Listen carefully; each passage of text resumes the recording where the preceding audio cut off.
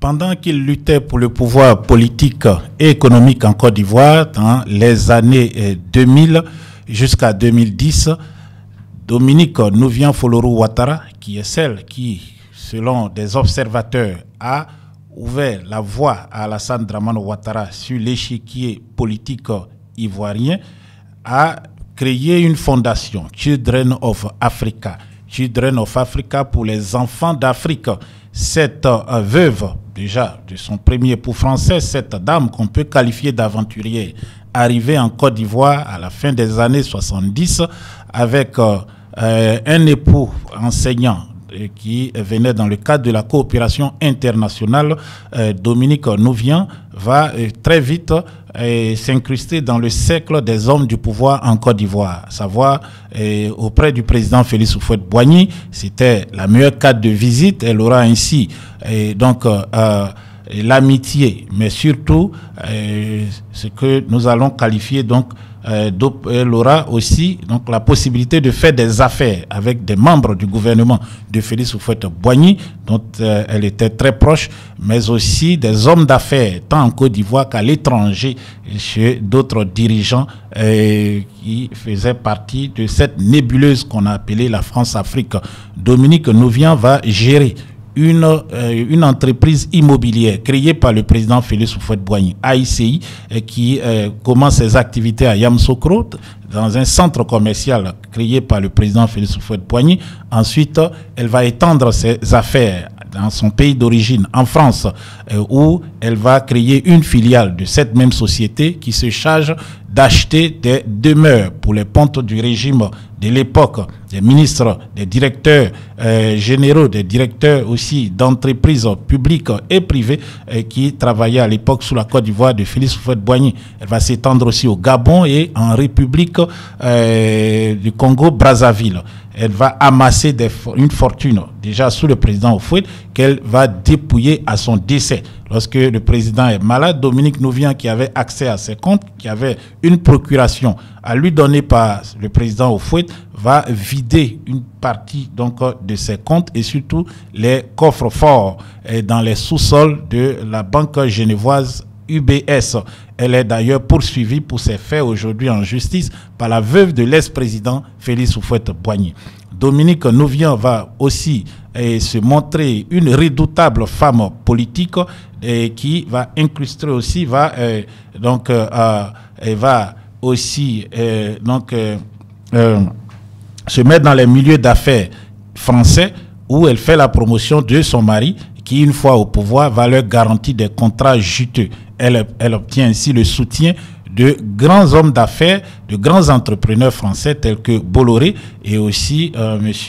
Bouygues qui venait d'avoir des marchés en Côte d'Ivoire octroyés par son époux, Premier ministre à l'époque. Dominique Nouvian sera là à toutes les étapes de la carrière politique de son homme, Alassane Dramane Ouattara, et va aussi profiter largement donc de sa prise de pouvoir en 2011 avec le soutien de l'armée française.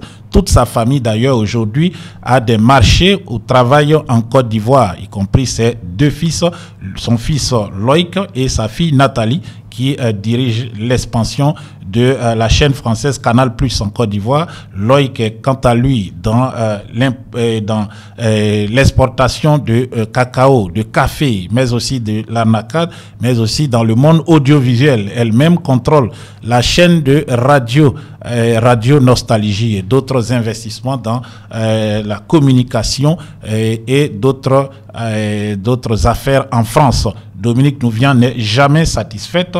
Elle souhaite donc que son mari reste au pouvoir afin de continuer à amasser des fortunes en Côte d'Ivoire. Récemment, le beau-fils de Dominique Ouattara, l'ex-copain de sa fille Nathalie, a obtenu un bloc pétrolier au large de Fresco, dans le sud de la Côte d'Ivoire. Mais ce qui nous intéresse, lorsque cette dame accède ou lorsque son époux accède au pouvoir en Côte d'Ivoire en 2011, ou bien avant cela, elle avait donc cette fondation qui organise à partir de 2011 et qui organise donc des dîners galas tant en France et en Côte d'Ivoire, mais aussi à Monaco, où le Gotha et la crème aussi de l'entrepreneuriat dans ces pays et aussi des hommes politiques qui souhaitent avoir des amitiés en Afrique afin d'être financés par ces régimes africains dictatoriaux, ces régimes qui ont prospéré sous la France-Afrique.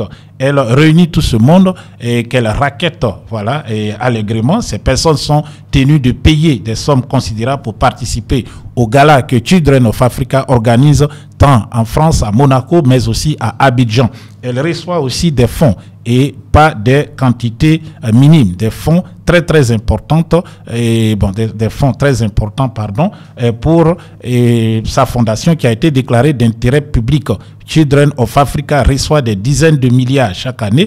Un autre fonds, le fonds d'autonomisation des femmes, est lui doté de 26 milliards annuellement afin de permettre donc à ces femmes qui souhaitent établir une activité commerciale de le faire. Dominique Nouvian gère en toute opacité ces fonds. Elle ne rend compte à personne et la représentation nationale, en tout cas le Parlement, ne fiscalise pas ces fonds.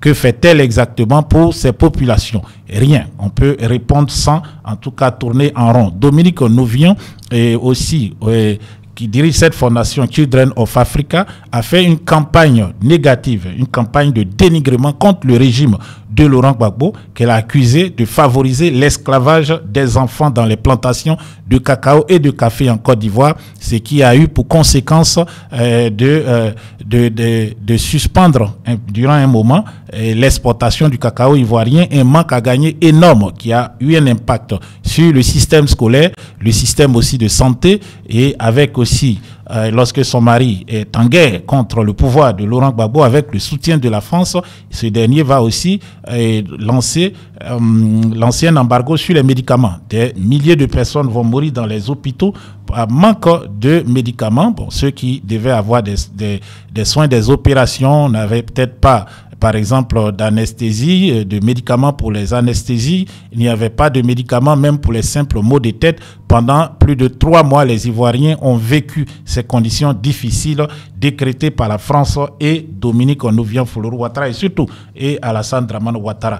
Aujourd'hui, au pouvoir, avec tous ces milliards qu'elle brasse et ces milliards à lui octroyés par l'État, elle est incapable de venir en aide aux enfants qui sont dans des salles de classe et qui n'ont pas de table-banc. Ces enfants qui, toute la journée, souvent ne mangent pas car les parents se débrouillent dans des activités qui ont été détruites par le régime sous prétexte d'une opération de salubrité publique dans la ville d'Abidjan. Ces enfants qui passent souvent la journée sans manger sont obligés de s'asseoir à même le sol pour recevoir l'instruction. Donc, ceux qui sont censés relever le défi demain, ceux qui sont censés demain prendre les rênes de ce pays ne reçoivent pas une éducation par la cupidité des acteurs, des principaux animateurs de ce régime politique, celui du RDR. Dominique Nouvian est donc signalée par les Ivoiriens qui voient en elle une influence négative derrière son mari et à la tête de la Côte d'Ivoire. Et donc les Ivoiriens s'expriment. Notre sœur va donc ici sur Elvic s'exprimer sur le rôle négatif de Dominique Nouvian Folorou Ouattara. Dominique Ouattara, la Jézabel de Berny, influence-t-elle son époux Alassane Dramane Ouattara? Question, écoutons notre sœur. Donc, concernant l'école, j'aimerais bien poser la question à Dominique Folorou pour savoir à quoi sert sa fondation Children of Africa. Ça, c'est la question à Dominique Folorou Ouattara. À quoi sert votre fondation Children of Africa? Ça sert à quoi? Vous vivez dans un pays et vous savez que les enfants, vous voyez, les enfants vont à l'école dans des conditions aussi misérables et pitoyables. Et vous trouvez le moyen d'organiser, comment dirais-je, des galas Children of Africa et à l'Ivoire où vous récoltez des milliards et cet argent alors que dans le pays où vous-même vous vivez. Et en plus, vous expropriez le peuple, vous volez les matières premières, les richesses de ce pays. En plus de ça, vous n'êtes même pas foutu d'aider tous ces enfants qui sont dans des conditions comme ça et qui s'asseyent par terre pour étudier.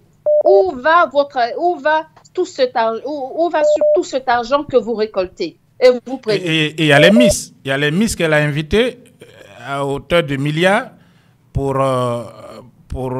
venir faire la promotion de la destination touristique Côte d'Ivoire. Et aussi, n'oubliez pas qu'elle gère 26 milliards par an pour le fonds d'autonomie des femmes. Donc, c'est beaucoup de milliards qui passent dans sa main pour aider les enfants et les femmes démunies en Côte d'Ivoire. Mais c'est pour cela que Dominique Folorou ne veut pas que Ouattara, elle veut absolument que Ouattara brigue un 4e mandat pour elle. Ce n'est pas pour Ouattara. Quand vous voyez ce monsieur-là, vous ne voyez pas comment il est fatigué? C'est Dominique Folorou qui est derrière, puisqu'il y a une dame qui l'a dit, hein, et une dame qui la connaît très bien, pour dire qu'en fait, c'est elle qui gère la Côte d'Ivoire. Mais chose, comment dirais-je, Ouattara n'est qu'un faire-valoir. Il est juste là, c'est lui le parapluie, et elle est en dessous. Et c'est elle qui tire les ficelles. Donc, cette fois-ci-là, en 2025, Dominique Folorou, tu ne pourras pas tenir, tu ne pourras pas être, comment dirais-je, au pouvoir et tu vas partir de la Côte d'Ivoire. Ça, il faut être clair et net parce que les Ivoiriens ne vont pas se laisser faire. Et vos nitrates d'ammonium que vous avez envoyés en Côte d'Ivoire, soi-disant, je ne sais pas pourquoi, à quoi ça va servir, nous avons un œil là-dessus. Et à ce sujet, parce que je n'ai pas pu intervenir, à ce sujet, il se trouve que la France est la première consommatrice de nitrate d'ammonium. Et même, il y a eu des explosions à Toulouse avec seulement 300 tonnes d'ammonium. On a monté pour Beyrouth, mais ils n'ont pas parlé de Toulouse. Ils n'ont pas parlé de Toulouse. Il y a un an de cela, si je ne me trompe. Vous voyez? Alors donc, je veux dire que ce n'est pas du tout anodin, c'est pas innocent si ils ont envoyé ce cargo-là, cette cargaison là-bas et qu'on ne sait pas exactement à qui ça appartient. Et il paraît que ce produit-là, une fois que ça reste, vous le stockez, surtout qu'en Afrique, il fait hyper chaud, oui. La chaleur peut faire exploser ces produits. Ou même quelqu'un qui fume, hein, une cigarette mal éteinte, un mégot mal éteint, et vous êtes en danger de mort. Mais c'est ça. Hein? Alors, donc, il faudrait... Donc, voilà. Donc, concernant cette école, nous allons voir dans quelle mesure il faut vraiment qu'on rentre en contact et qu'on puisse les aider en récoltant des fonds pour aller leur donner. Et vous avez parlé aussi de... Bon, débit, bon... Ça, c'est autre chose. Et bon, je sais qu'on a parlé également du président Tidjane Thiam également. Voilà, le voyage, oui, Tidjane Thiam, on a, bon, déjà des Européens. Bon, le professeur, bon, dommage, vous n'étiez pas là au début. Bon, un professeur d'Oxford qui affirme dans Jeune Afrique que Tidjane Thiam serait le meilleur candidat. Il serait le meilleur président, le meilleur profil, en tout cas, pour être le président de la Côte d'Ivoire. Mais il n'a pas menti. Bon. Il n'a pas menti. Il n'a pas menti. Et heureusement que la majorité des Ivoiriens et surtout de la jeune génération, comment dirais-je, cette génération est consciente du fait que aujourd'hui, s'ils veulent un vrai changement, c'est avec le président Tidjane Thiam. Ça, c'est clair. Alors, ça, c'est clair et nous allons tout faire pour ça. Nous allons nous battre jusqu'à ce qu'il y ait cette victoire-là. Parce que c'est nitrate d'ammonium qu'ils envoient là-bas. S'ils pensent intimider les gens, c'est à eux-mêmes que ça, on va balancer ça. On va balancer ça dans leur palais là-bas. Donc, voilà. Bonsoir, bienvenue, vous êtes sur Elvic TV. Votre opinion nous intéresse. Concernant le sujet de ce soir, moi, je pense que souvent, on néglige un peu le président Ouattara. Il va en France pour plaider son 4e mandat, c'est pas faux. La nomination qu'il vient de faire hier concernant le Premier ministre Patrick Tachi, qui est devenu maintenant son conseiller, là. Moi, ça m'amène à penser que Ouattara Draman, là, il a peur, il veut plus être candidat parce qu'il s'est rendu compte, il a jaugé un peu l'opinion, il a fait un sondage, il s'est rendu compte qu'il n'est pas populaire, il n'est pas aimé. Et donc, il va vouloir, ça n'engage que moi, hein, c'est ce que moi je pense, il va vouloir miser sur Patrick Achi. Oui. Il y a une demande dans ce sens qui vient des militants du RDR d'ailleurs aujourd'hui. Ok. Donc il va vouloir miser sur Patrick Achi parce que au sein de son parti, là, au niveau de la case caféinée, tout le monde s'est rendu compte que Ouattara, malgré tout ce qu'il fait là, son embellificotage, n'importe tout ce qu'il fait en Côte d'Ivoire, là, il n'est pas aimé par les Ivoiriens et lui-même il ne comprend même pas pourquoi. Et donc il va vouloir miser sur Patrick Achi et maintenir le président Laurent Gbagbo hors de la liste électorale. S'il le fait ainsi, ça ne va pas soulever beaucoup je dirais, les gens vont pas tous se plaindre parce que lui-même il n'est pas candidat. Ça va donc amener l'opinion nationale et internationale à revenir sur cette histoire des trois grands doivent se retirer là. Où Bédié se retire, bon, père son âme il n'est plus, Gbagbo se retire, mais là c'est au forceps parce que c'est Ouattara qui leur a fait. Et donc, il va miser sur Achi et il ne pourra donc plus, comment on appelle ça, faire quelque chose contre le président Thiam. Et c'est ce qui fera son erreur. Donc là présentement, il va en France pour dire à Macron. Depuis un moment, je vois votre position, je vois la position de l'international. Les gens me vomissent, mais c'est fini. J'ai décidé, c'est Patrick Achi qui va me remplacer. Mais aidez-moi pour que le président Gbagbo ne soit pas sur la liste, parce que ça encore, c'est une autre paire de manches. S'il a été acquitté à la CPI et que tout le monde sait que le fait de ne pas être sur la liste électorale, c'est de la pure machination au niveau d'Abidjan, il y a problème. Donc il va vouloir se faire soutenir par l'international pour ne pas que le président Gbagbo revienne sur la liste pour pouvoir faire son affaire. Mais tout ça, c'est peine perdue parce que là je reviens maintenant au PDCI, le président Thiam qui, depuis son avènement à la tête du parti, a créé un certain engouement. Moi par exemple, je vous parle, j'ai voté le président Gbagbo. Depuis que moi j'ai commencé à voter, j'ai voté le président Gbagbo. Mais aujourd'hui, là, je suis prêt à voter le président Thiam. Parce que je me dis que le président Gbagbo il n'a plus rien à prouver. Aujourd'hui, nous, on veut vraiment une transition. On veut tout changer. Là, on ne peut pas une transition, on veut une alternance. Une alternance. On a trop vu le président Bédié, le président Gbagbo, et surtout le président Ouattara qui a 15 ans au pouvoir. C'est trop. Il a trop fait. Il n'est pas le seul intelligent de la Côte d'Ivoire.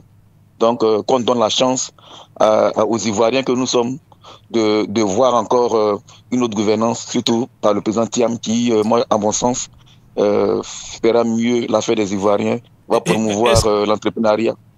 Oui. Est-ce que vous pensez qu'au RDA, M. Patrick Achi aura de l'aura? Est-ce que les militants qui sont majoritairement du Nord vont peut-être se pencher pour un candidat qui ne soit pas de cette région, du nord de la Côte d'Ivoire?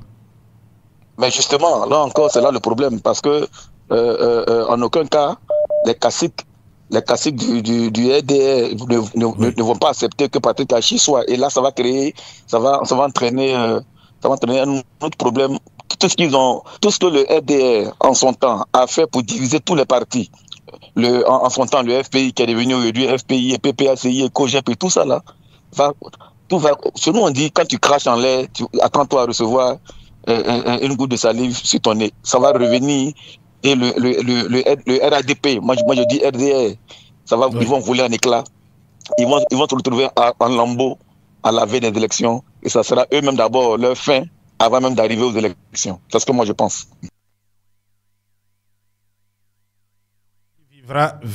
Qui vivra, verra. En tout cas, ce qui se passera en Côte d'Ivoire en cette année 2025. Nous sommes déjà donc presque à la moitié. Il ne reste que encore quelques mois pour avoir le résultat de, je dirais, toute cette situation, de cet imbroglio qui s'étend de jour en jour en Côte d'Ivoire. Mais très très bientôt, nous aurons des solutions. À très bientôt pour d'autres vidéos.